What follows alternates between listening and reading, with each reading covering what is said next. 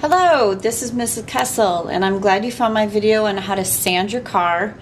If you are watching this video, you are probably at home with the materials that I sent you home with.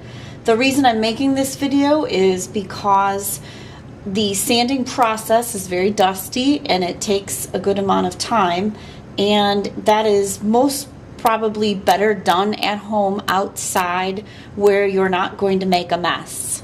So please, wherever you're doing your sanding, do it where you are going to be able to capture the dust, or the dust can be outside, or you have a vacuum cleaner with you somewhere pulling the dust. But my hope is that I don't get any phone calls from unhappy parents from all of the dust this is about to generate.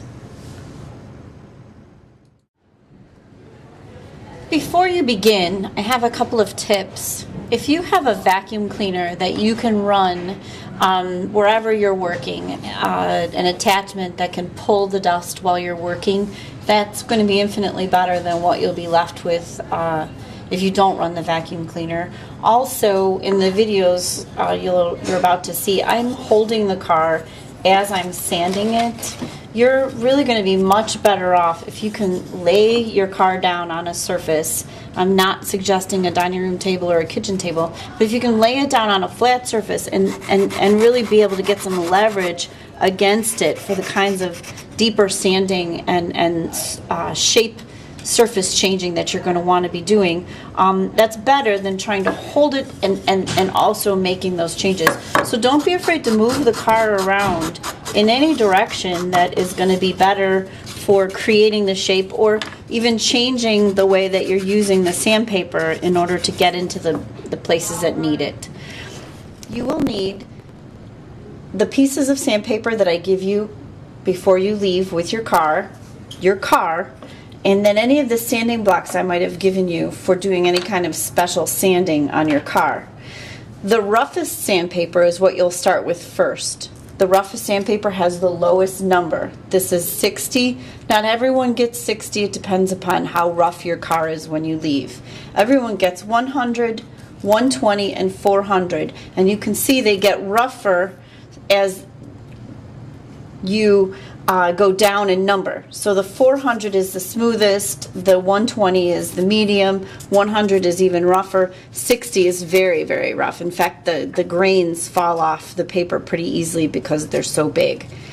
You can use any kind of sanding block that will help you get into the different places on your car, and don't be afraid to tear your sandpaper to make it fit your thumb or your hand for whatever place that you plan on doing your sanding.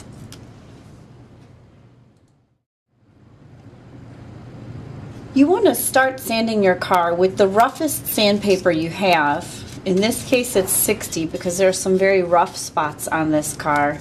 And when you do your sanding, you want to do this somewhere outside or where you will not make a mess. But you sand, in this case, against the grain of the wood. You notice the grain is the lines that are in the wood naturally.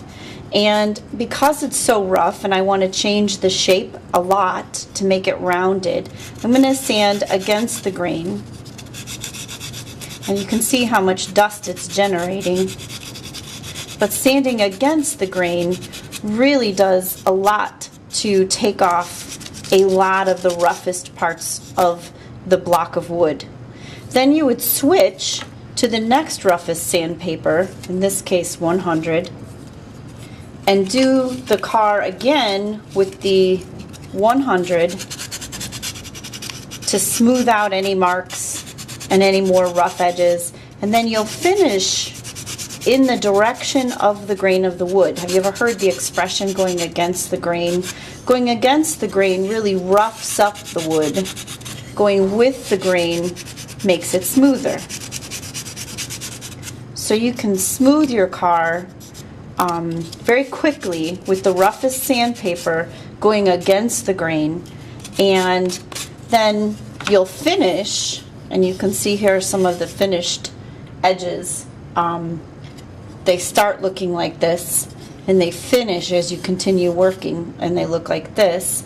You would move to the next level of sandpaper, and you know, you can fold it, you can wrap it around your finger to make it the size that you're looking to create in your design on your car. In this case, you can even wrap it around a pencil, because we're trying to create this opening in the car here, and wrapping it around the pencil gives me something that can help support the sandpaper to really push it against the side and give me some leverage against the block. So you can see how using different pieces of sandpaper, sanding blocks that fit the job that you're trying to do, can make a very smooth and interesting design in your car block. And you are really unlimited in the types of things you can do, especially because we're using balsa and it's very soft.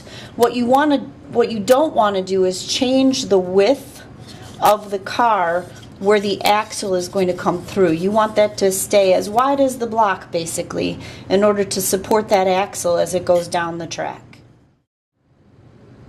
So just a quick recap.